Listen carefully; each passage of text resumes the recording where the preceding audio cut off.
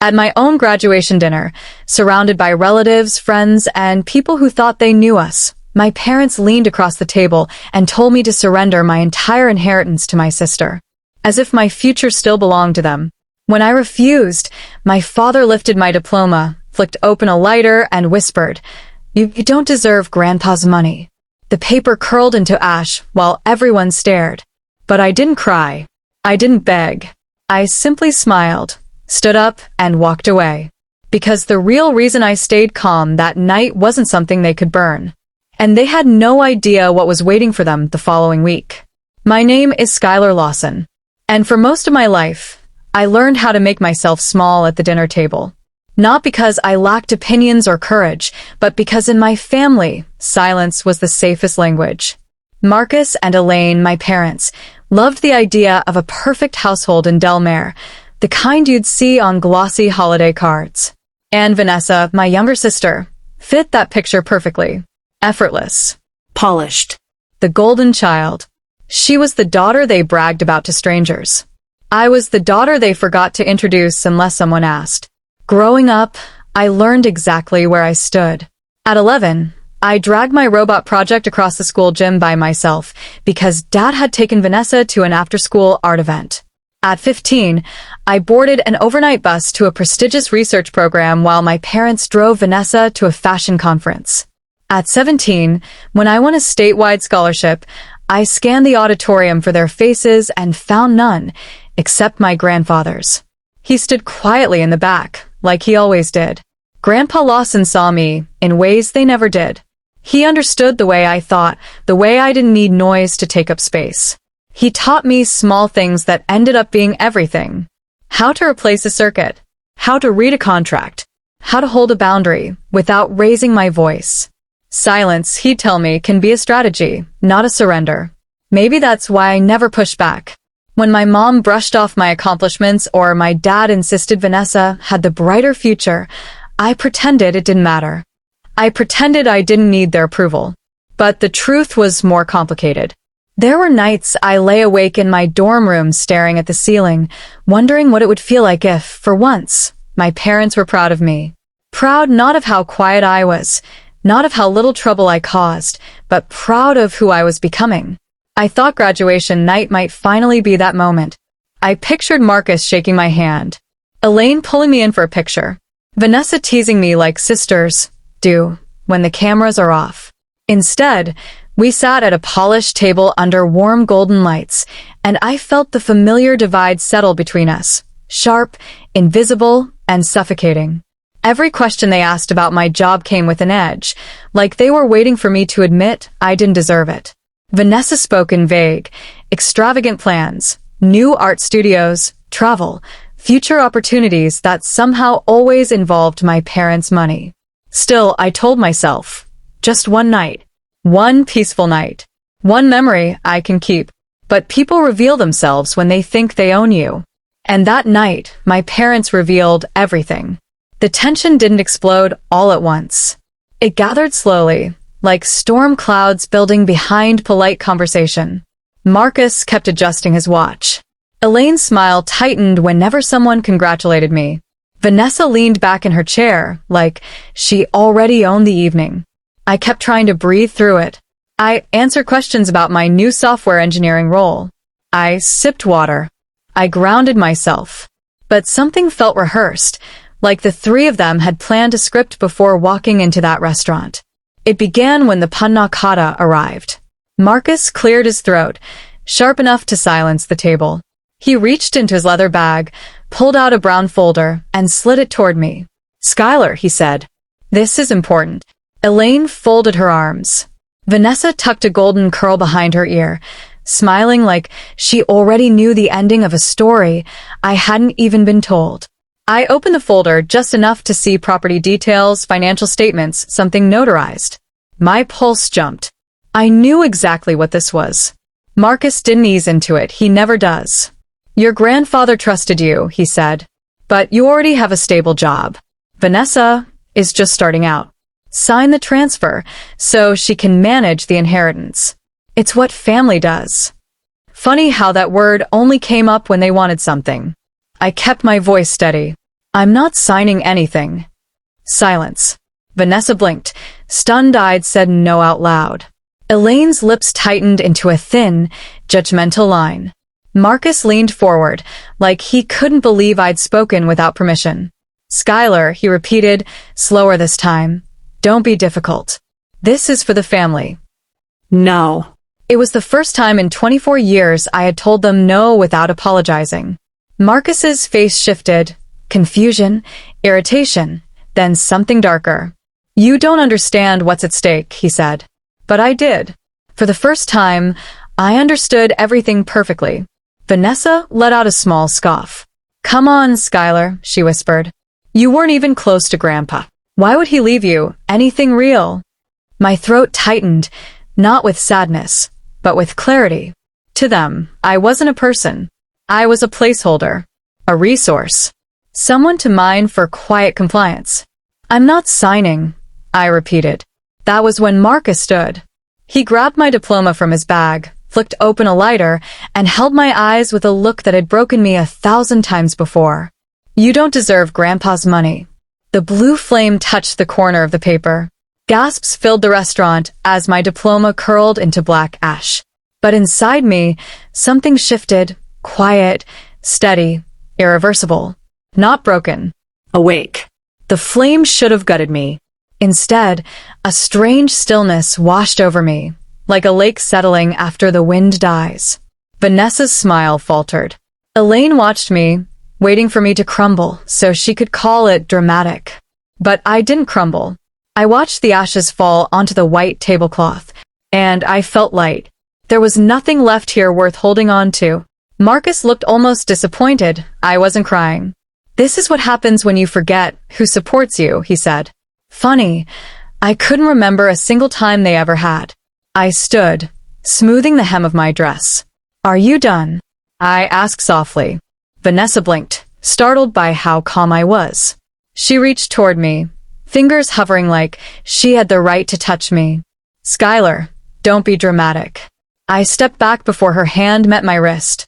She froze, suspended in a moment she didn't know how to read. Elaine finally spoke. Her voice was low, cold, polished, like she'd rehearsed this line in the mirror. If you walk out now, you're choosing to divide this family. The irony almost made me laugh. They divided this family long before I learned how to spell my own name. I picked up my purse, placed my napkin neatly on the table, and looked each of them in the eyes, one by one. I'm not the one dividing anything, I said. I'm just done pretending this is a family.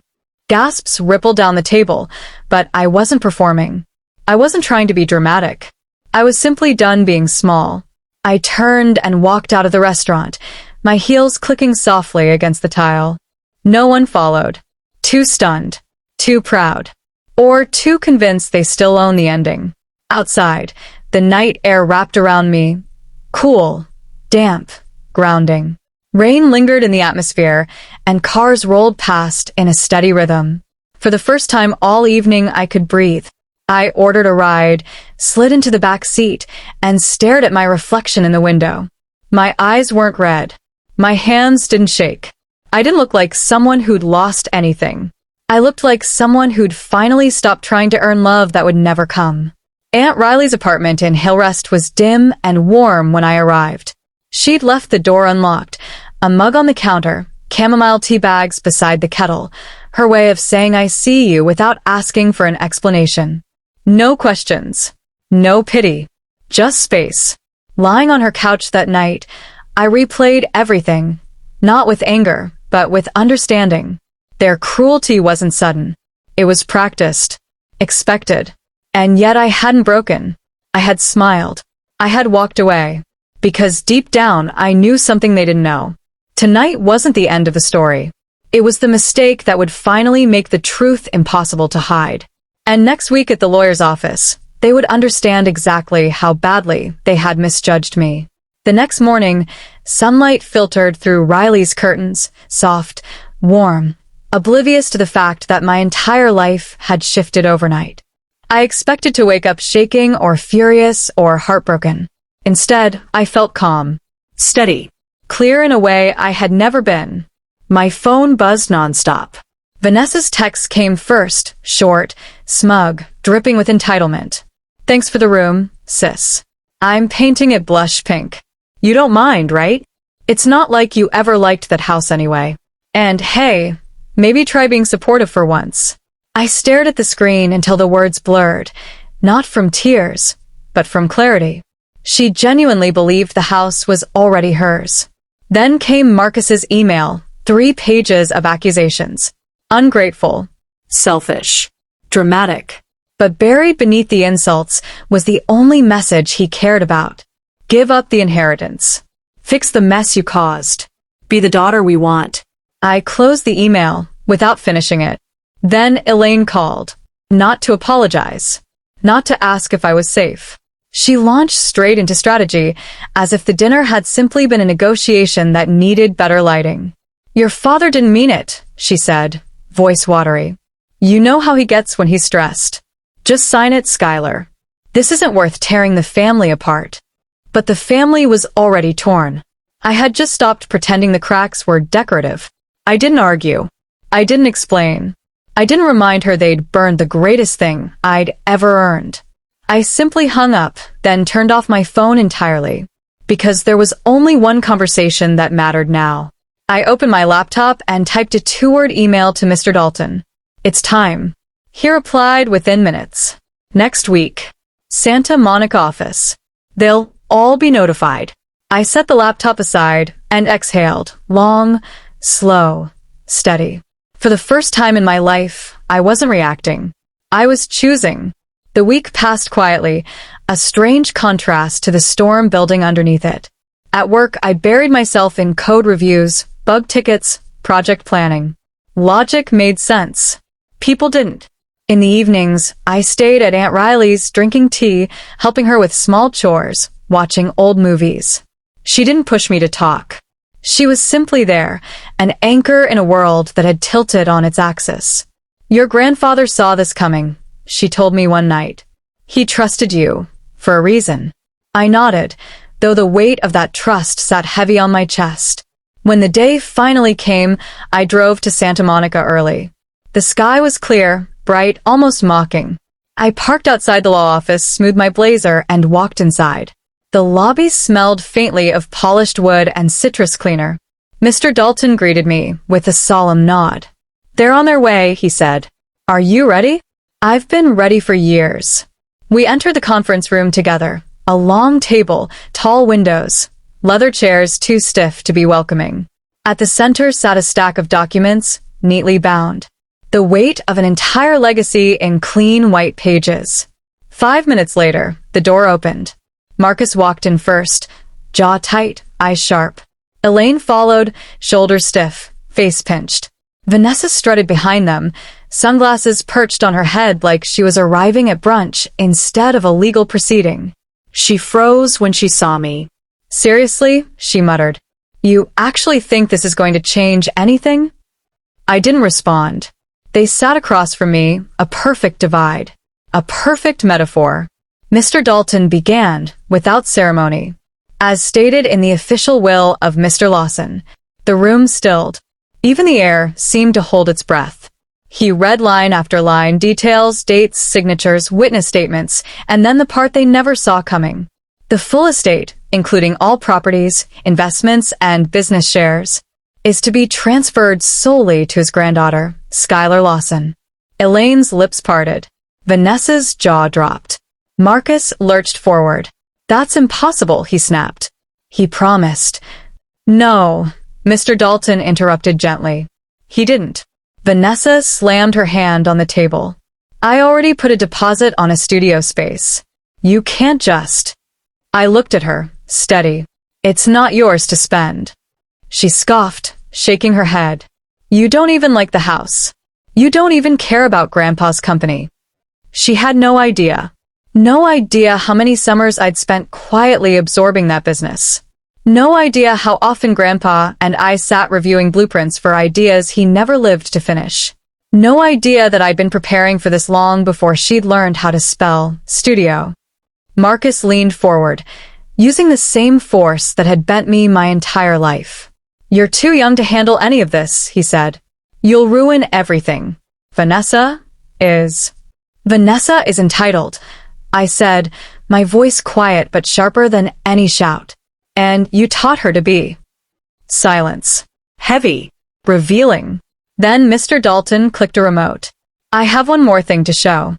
A video appeared on the screen. Grandpa sat in his study, frail, but eyes still sharp. If you're watching this, he began, it means Skylar kept her promise to stay silent until the truth could speak for itself. Elaine. And that is where everything shifted. Grandpa's voice filled the room, calm, but heavy enough to crack the floor beneath us. I watched you dismiss her accomplishments. I watched you celebrate one child while ignoring another. I watched Skylar grow strong in ways you never bothered to see. Vanessa's hand flew to her mouth. Marcus froze mid-breath. Elaine blinked fast, tears gathering like she was seeing her own reflection for the first time. And I am leaving her everything, Grandpa said. Because strength should be trusted, not exploited. The screen went black. Silence didn't just fall. It collapsed over the room. I rose slowly, resting my hands on the table. This wasn't revenge, I said. This was justice. And this, I nodded at the contracts, is me choosing myself. Marcus's face crumpled. Not with guilt. With the realization that the power he held like a leash had finally snapped. Vanessa's future rewrote itself right there in her eyes. Elaine stared at the table like it finally told the truth. I gathered the documents Mr. Dalton handed me and slid them into my folder. You burned my diploma, I told Marcus quietly. But you didn't burn my future. No one spoke. No one dared. I walked out of that office into the bright California sun, and for the first time in my life, the light actually felt warm. 3 months later, the world felt different. Quieter. Lighter. Mine. My tiny apartment on the south side of San Jose wasn't fancy, but it was safe, a kind of safe I had never known growing up. A single photo sat on my desk, Grandpa and me laughing in the backyard. Our last moment where everything still made sense. Work changed, too. I stepped into a leadership role, rebuilding the company from the inside out. No politics. No games. No bloodline battles, just competence. People looked at me differently now. Not with doubt, with hope. My family never called. Not a text. Not an apology. And strangely, painfully, I didn't miss them. What I felt instead was peace. Steady. Quiet. Earned. At night, I'd stand on my balcony and look out at the San Jose lights flickering like stubborn stars. For once, my mind wasn't racing. I wasn't questioning myself. I wasn't shrinking to fit anyone's limits. I had finally stepped into a life where I didn't need permission to exist. Sometimes I think about that night. The fire, the silence, the way I walked away without looking back. But standing there with the breeze brushing past me, I finally understood what Grandpa tried to teach me. Strength isn't loud. Strength is choosing yourself, even when no one claps. My family lost control the moment I stopped needing their approval. If this story touched something in you, drop your thoughts in the comments. Share your own experiences. And subscribe for more true family dramas. You're not alone.